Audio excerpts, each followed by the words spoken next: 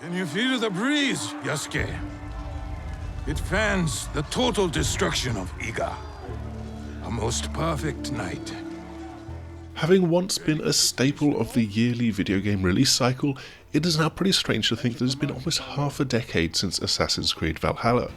Sure, there was Assassin's Creed Mirage as a back-to-its-roots kind of palate cleanser which grew out of DLC for Valhalla, but Assassin's Creed Shadows is the first full new game in the modern action RPG style since 2020. And since this is a Ubisoft Quebec joint, it's more of a successor to Assassin's Creed Odyssey than it is to Valhalla. And with such a passage of time, you would hope for some big changes to the formula, shifting the focal point and tone of how the game plays. We've been hands-on with a few hours of the game, its prologue, and a more open mission from later in the story, and it is definitely shaking some things up. Running through the game are its two contrasting characters, Naoe, a female shinobi assassin, and Yasuke, an African samurai that is based on the real historical figure.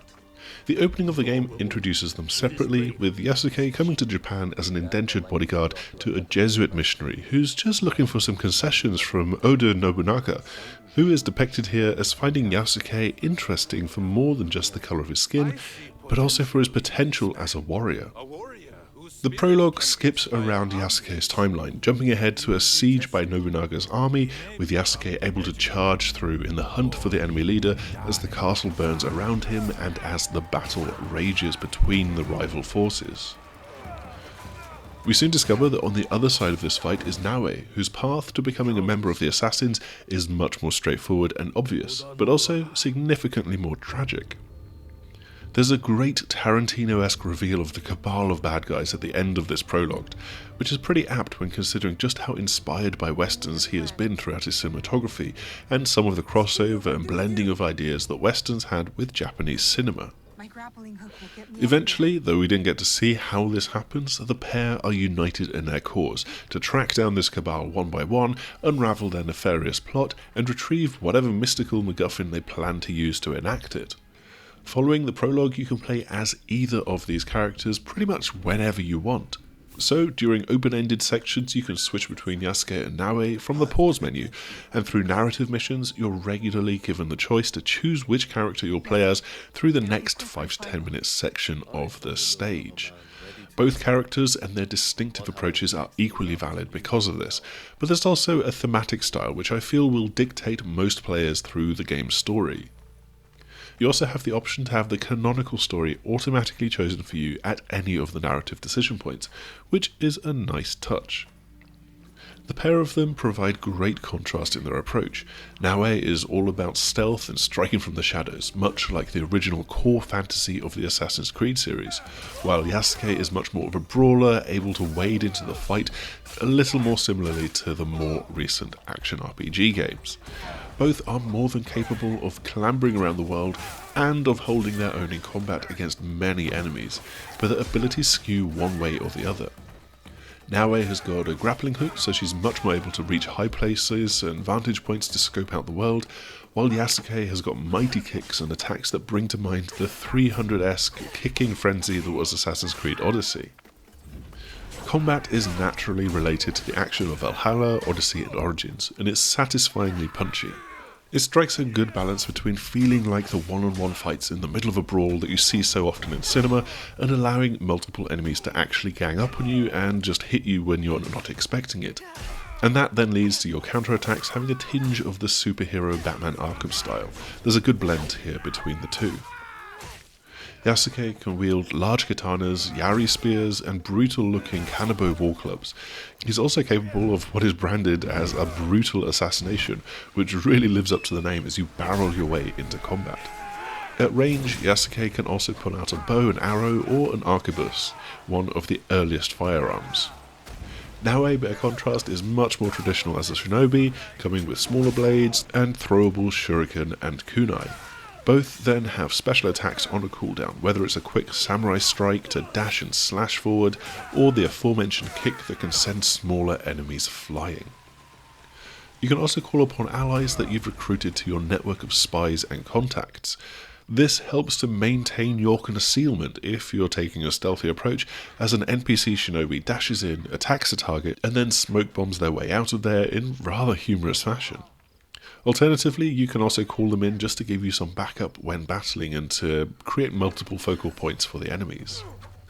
Coming back to the vantage points, these serve an obviously very similar function to what has previously been seen in Assassin's Creed games, letting you get up high, spot nearby points of interest, and then leap from a ludicrous height into a hay bale.